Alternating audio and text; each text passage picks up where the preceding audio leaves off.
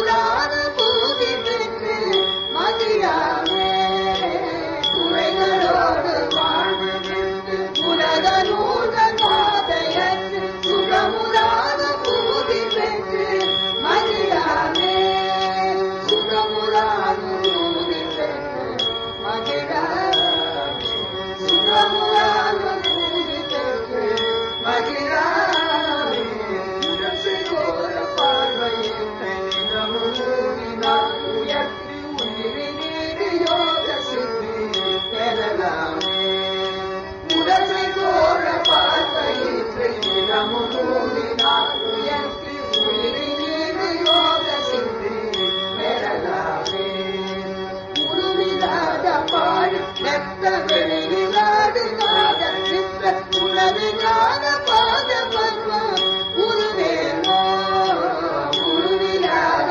பாடு நெத்த வெளியிலாது நாத நிற்ற உனது ஞான பாத பத்மம் உருவேனோ உனது ஞான பாத பத்மம் உருவேனோ உனது ஞான பாத பத்மம் உருவேனோ கணிதுலாது வாயு பெற்ற மகனும் வாலி செய்யும் மிக்க மலைகள் போட ஆழி கட்டி இகலூர் கணிதுலாது வாயு பெற்ற மகனும் வாலி செய்யும் மிக்க மலைகள் போட ஆழி கட்டி இகலூர் கடமுறானை தேர்முறுக்கி தலைகளாறு நாள் பெற்ற அவனை வாழியாளர் மருகோனே கடமுறானை தேர்முறுக்கி தலைகளாறு நாள் பெற்ற அவனை வாழியாளர்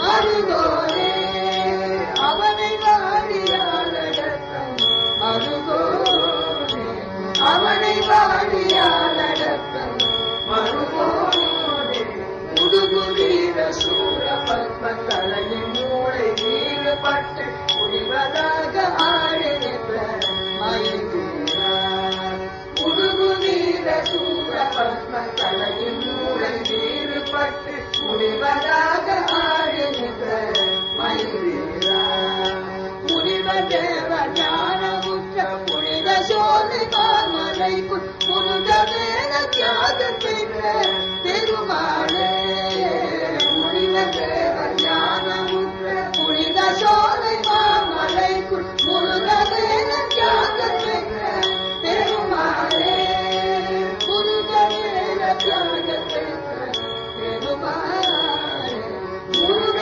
வேத தியாக பெற்ற பெருமாளே உருவிலாத பாடி பெற்ற வெளியிலாடு நாதனிந்த உனது ஞான பாத பத்மம் உருவேனோ புனித தேவ ஞானமுற்ற புனித சோலை மாமலை முருக வேத தியாக பெற்ற பெருமாளே முருக வேத தியாக பெற்ற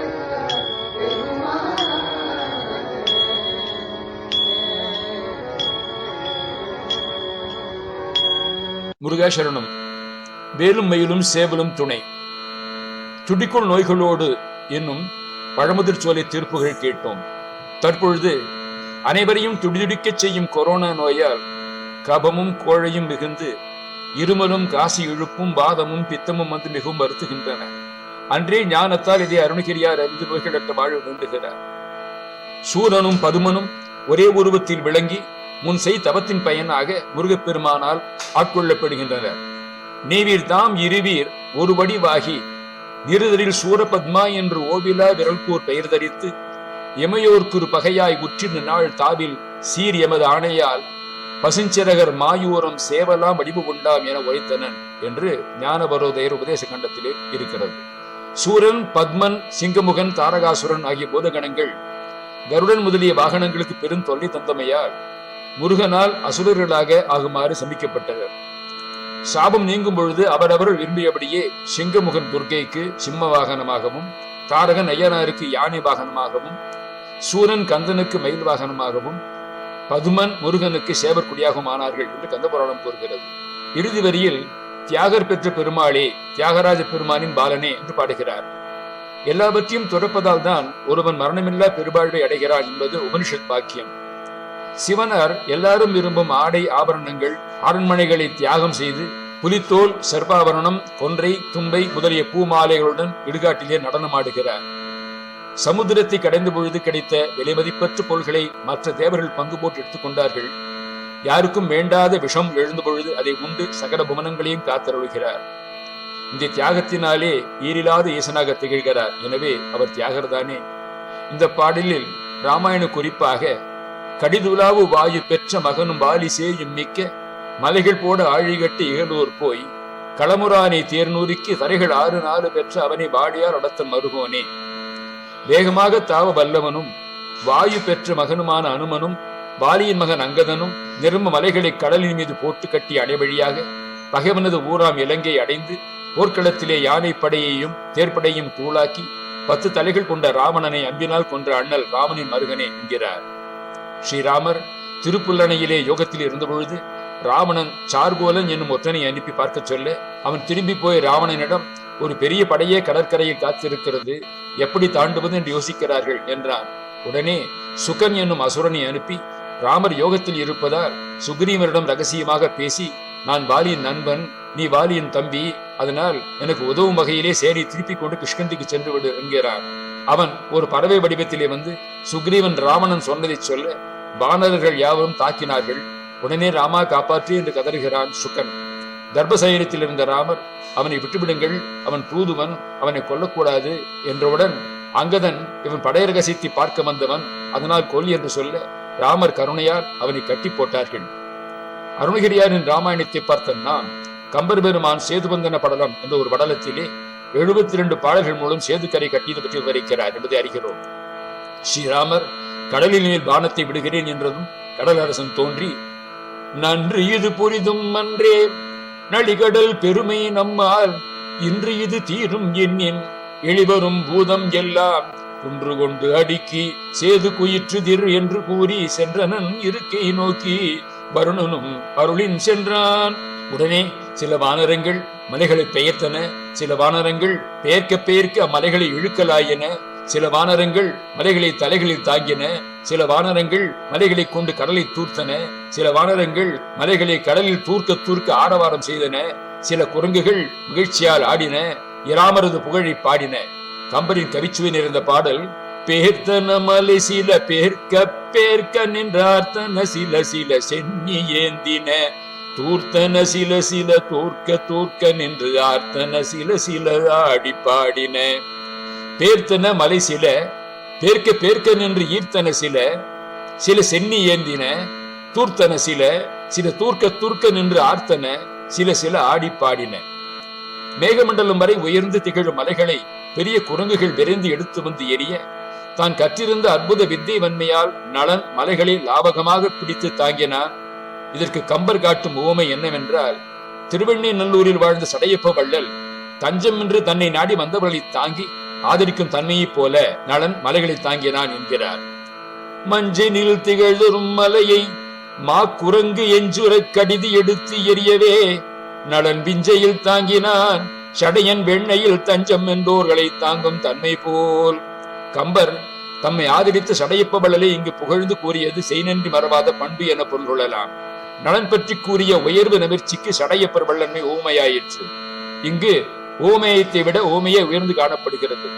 வெண்ணை முட்டும்படி உயர்ந்துள்ள பெரிய மலைகளை அடியோடு பேர்த்து எடுத்துக்கொண்டு உடல் வருந்தும்படி வானர வீரர் கடலில் குவிப்பதாலே கடல் வலிய நிலமாக மாறியது. கடல் செல்லுவதால் தரைக்கடலாக மாறி மறைந்தது. சேதுவின் பெருமைக்கு இணை செப்ப ஓர் ஏது வேண்டும் என்று எண்ணுவது என் கொலோ, தூதன் இட்ட மலையின் துவலையால் மீது விட்டு உலக உற்றது மீன் குலம். சேதுவின் பெருமைக்கு இணையாக சொல்ல ஒரு காரணம் வேண்டும் என்று நினைப்பது எதற்காக? ராமதூதனாகிய அனுமன் கடலில் இருந்த மலையால் எழுந்த நீர் திவலைகளோடு அக்கடலில் வாழ்கின்ற மீன் கூட்டங்களும் மேலானதாகிய வீட்டுலகை அடைந்ததாம். அணை நன்றாக அமையும்படி சிந்தித்து பார்த்த தன்மையை உடையவனாகிய நளன் கற்களை சமமாக உடைத்து நன்கு பொருந்தும்படி சேர்த்து மலைகளை நேராக சமமாக இருக்கும்படி அடுக்கி இடையிலே மணலை பரப்பி தன் அகன்ற கைகளால் சிகரங்கள் சமமாய் இருக்கும்படி தடவுவான். 1000 கோடி பேராகிய வானர் கூட்டத்தினர் தமது கைகளால் தழுவி தாங்கி கொண்டு வந்து தந்த மலை கூட்டங்களை நளன் தமது தூண் போன்ற கைகளில் ஏற்றுக்கொண்ட பொழுது முறிந்து இடையிலே தவறி வீழ்வனவற்றி கால்களால் தடுத்து நிறுத்தி எடுத்துக் கொள்வான்.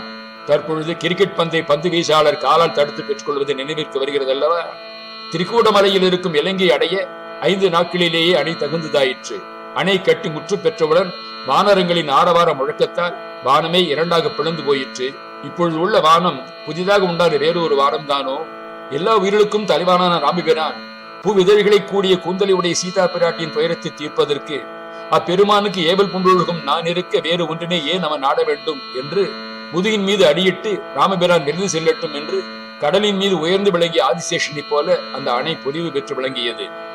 வானர கூட்டத்தின் தலைவனான சுக்ரீவனும் இலங்கை அரசனான விபீஷணனும் மற்றுமுள்ள ஹனுமன், சாம்பவன், அங்கதன், நீலன் முதலான வானரப்படையின் தலைவர்களும் ராமபிரானும் சென்று அடைந்தார்கள். உலகத்தின் நாயகனாகி அந்த பெருமானது திருவடிகளை தொழுது 100 யோஜனை நீளமுடையதாகவும் 10 யோஜனை அகலம் கொண்டதாகவும் அமைந்ததாக அணை கட்டி முடிக்கப்பட்டது என்ற செய்தியை ராமனிடம் சொன்னார்கள். விபீஷண சரணாகதி பங்குனி மாதம் பௌர்ணமி என்றும் பிரதமை முதல் திருத்தியை வரை ராமர் காத்திருந்தார். சதுர்த்தி என்று கடல் அரசன் தோன்றி சொன்னபடி அன்றிலிருந்து பாலம் கட்ட துவங்கி அஷ்டமி என்று முடிந்தது. அன்றே சேனையோடு ராமலட்சுமணர்கள் கிடந்தார்கள். முருகாசரணம். ராமார்ப்பணம். முருகாசரணம்.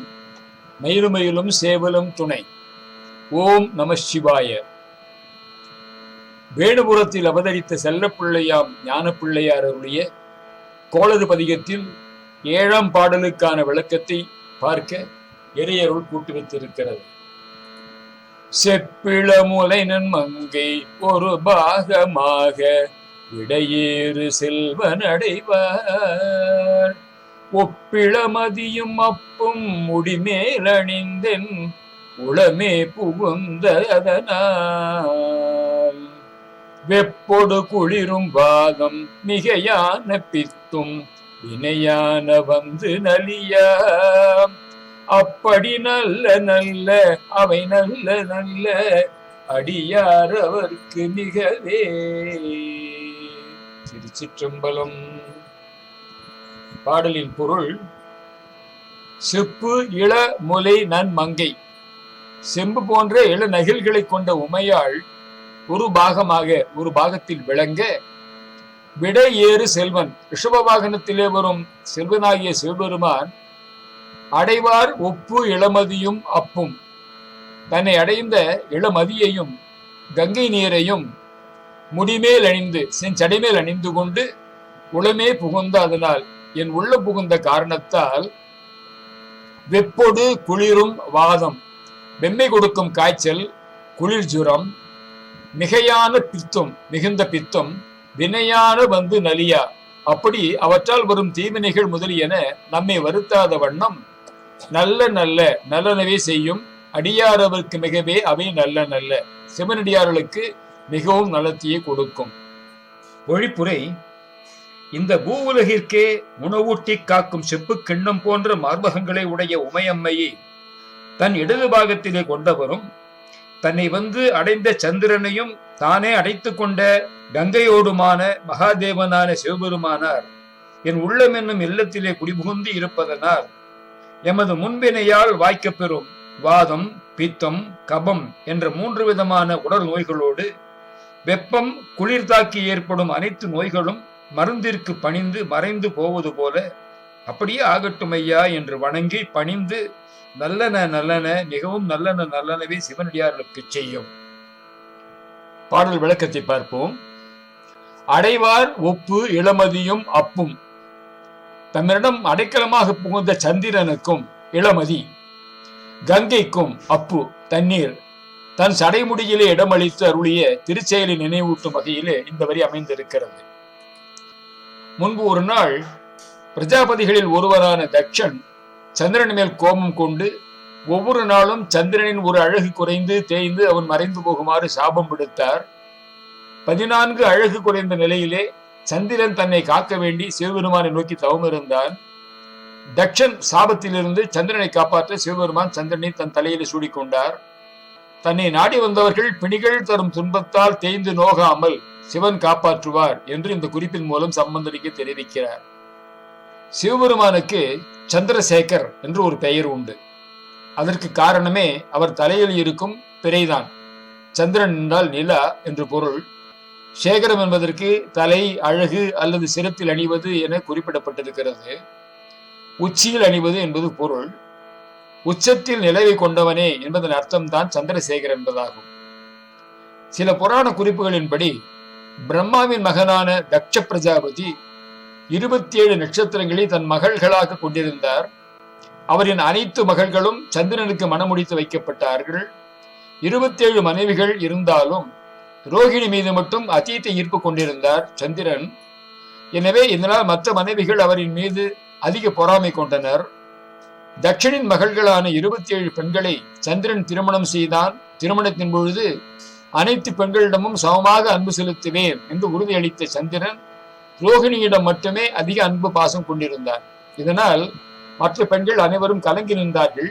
இது பற்றி அறிந்த தட்சன் கோபத்தில் சந்திரனின் அழகு தேய்ந்து போகட்டும் என்று சாபம் கொடுத்தார். பிரஜாபதியின் சாபத்தால் சந்திரன் கடலுக்குள் தஞ்சம் புகுந்தார். நிலவு இல்லாததால் இயற்கையின் சமநிலை சீர்குலைந்தது. இயற்கையை சார்ந்திருந்த அனைத்து உயிரினங்களும் இதனால் பாதிப்படைந்தனர். எனவே தேவர்கள் அனைவரும் சிவபெருமானிடம் இந்த பிரச்சனையிலிருந்து காப்பாற்றும்படி வேண்டினார்கள். தன்னிடமிருந்த பாதி ஒளியை வைத்துக் கொண்டு சிவபெருமானின் தலையில் தஞ்சமடைந்தார். சாபத்தின் பிடியில் சிக்கிய சந்திரனுக்கு சிவபெருமான் அடைக்கலம் கொடுத்தார். சிவபெருமான் தலையில் சந்திரனை சூடியதும் சந்திரனின் சாபம் நீங்கியது. அவர் தன் தலையிலே சந்திரனை சூடியதும் சந்திரனின் சாபம் நீங்கியது. சந்திரன் வளரத் தொடங்கினான். இப்படித்தான் தேய்பிரி வளர்பிரி உருவானது. சந்திரனை காக்க தன் சடையிலே அவனுக்கு அடைக்கலம் கொடுத்த சிவபெருமான் பூலோகத்தை நோக்கி பாய்ந்து வந்த கங்கைக்கும் சடையிலே இடம் கொடுத்து கங்கையின் வேகத்தை தடுத்து பூலோகத்தையும் காத்தார். கங்கையின் வேகத்தை தடுத்து பூமி பொறுக்கும் அளவுக்கு நீரை அளித்த சிவபெருமான் எப்பொழுதும் அலைபாயம் நம்முடைய மனத்தின் வேகத்தை தடுத்து உள்ளத்தின் நன்னெறியிலே செலுத்தி பொறுமையும் நற்சிந்தனைகளையும் வளர்த்து அருள் புரிந்து நம்மை ஆட்கொள்வார் என்று தெளிவாக புரிய வைக்கிறார். வேகம் தடுத்தாண்ட வேந்தனடை போற்றி என்று மணிவாசக பெருமான் மொழிந்ததையும் இங்கு ஒப்பு நோக்கலாம். இந்த பெரிய நிலாவை சுக்கியல கலாமிரத பெரை என்கிறார் அருணகிரியார் துத்தி நச்சரா எனும் பாடலிலே. சிவபெருமான் அணிந்துள்ளவற்றை இந்த பாடலில் விளக்கும் பொழுது முக்கியமாக ஏடலம், அதாவது விஷம் கொண்ட தேளையும் அணிந்திருக்கிறார் என்று பாடுகிறார். துத்தி நச்சர இளம் பிச்சி நொச்சி கூவிளம் சுக்கில கலாமிருத பிறை சூதம் சுத்தரத்த பாடலம் பொற்கடுக்க ஏடலம் சுத்த சொற்பகீரதி திரை நீளம் புத்தெருக்கு பாழிகம் கொத்தெடுத்த தாளி தன் பொற்பு மத்தை வேணியர் என்று அருளி இருக்கின்றார். அடுத்த பதிவிலே தொடருவோம். திருச்சிற்றம்பலம். ஓம் நம சிவாய.